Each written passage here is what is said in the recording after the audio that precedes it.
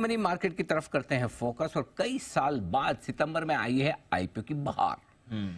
कितने आईपीओ आए इस महीने और रिकॉर्ड क्या है, जरा डेटा जान लीजिए, समझ लीजिए। अरमान है हमारे साथ तैयार पूरे डेटा लेकर, बताएं।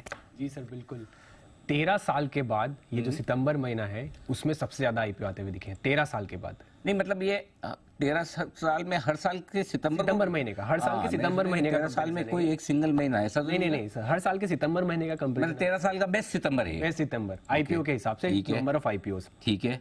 इस साल अभी तक, अगर सितंबर महीने में अभी तक 13 आईपीओ जो है वो अगर आप देखें तो लगभग 12 आईपीओ जो है उसमें आप ओवरऑल आ चुके हैं। अब जो पहले आए थे वो 2010 में 16 आईपीओ आए थे। उसके बाद से अभी अगर आप देखें तो यहाँ पर आपको सबसे ज्यादा आईपीओ आते हुए दिखे हैं। अब ये तो आईपीओ के कितने आईपीओ आए हैं उसके बारे में बात हुई। अगर आप अमाउंट के वाइज देखें तो अमाउंट के वाइज भी इन 13 सालों में ये दूसरा सबसे हाईएस्ट है, जहां पर इशू साइज जो है टोटल अगर जितने आईपीओ हैं उनका इशू साइज क्लब कर दें तो दूसरा सबसे हाईएस्ट जो है जहां पर इशू साइज आपको आता हुआ दिखा है, जिसमें इस बार 2023 में 11,700 करोड़ के जो है आईपीओ आते हुए दिखे हैं। उससे पहले अगर आप बात करें तो 2017 में 16,680 करोड़ के आसपास के जो थे वहां पर आईपीओ आते हुए दिखे थे। तो नंबर्स के हिसाब से तो 13 साल में हम फर्स्ट पे हैं, जहां पर सिर्फ सितंबर महीने को अगर हर साल का कंपैरिजन किया जाए तो सबसे ज्यादा जो है आईपीओ आते हुए दिखे हैं। और उसके पहले की जैसा कि अगर आप बात करें, जैसे कुछ साल ऐसे भी थे जहां पे कुछ भी आईपीओ नहीं आया, जिसमें आप 2012 की बात करें या 2013 की बात करें या 2015 की बात करें।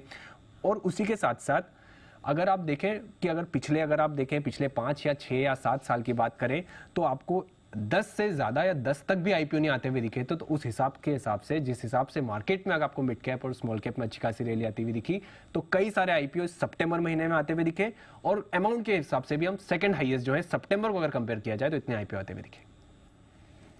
सेकंड हाईएस्ट आईपीओ ना अमाउंट के हिसाब से, इशू साइज के हिसाब से सेकंड हाईएस्ट। यस सर, सितंबर में number of IPO highest sir. तो शरद जी से पूछ लेते हैं बिल्कुल। शरद जी, इसकी कोई खास वजह आप समझते हैं सर?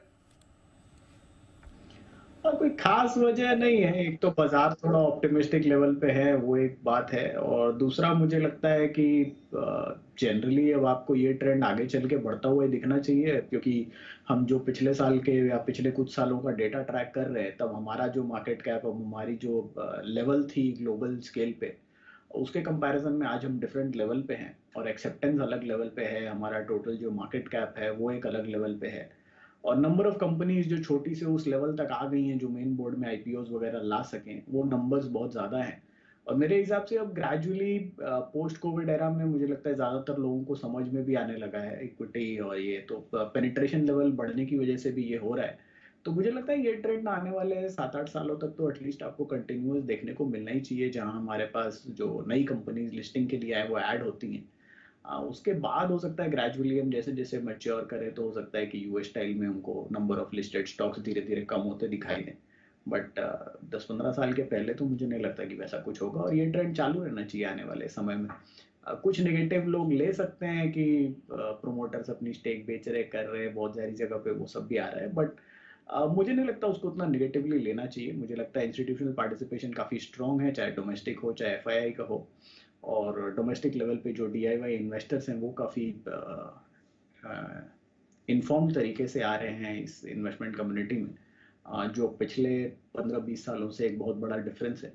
तो मुझे लगता है आने वाले टाइम पे भी ये ट्रेंड चालू रहेगा। और अभी हो सकता है कि यही हाई लग रहा है, बट आने वाले समय में भी यही ट्रेंड आपको चालू मिलना चाहिए। ओके, आने वाले दिनों में भी यही ट्रेंड रहना चाहिए। आईपीओ मार्केट बहुत ही गर्म हो रहा है, रोज हम देख रहे हैं कुछ ना कुछ आईपीओ एक्शन रहता है। आज भी आपके लिए 2 लिस्टिंग है, ऑनगोइंग आईपीओज आपके चल रहे हैं।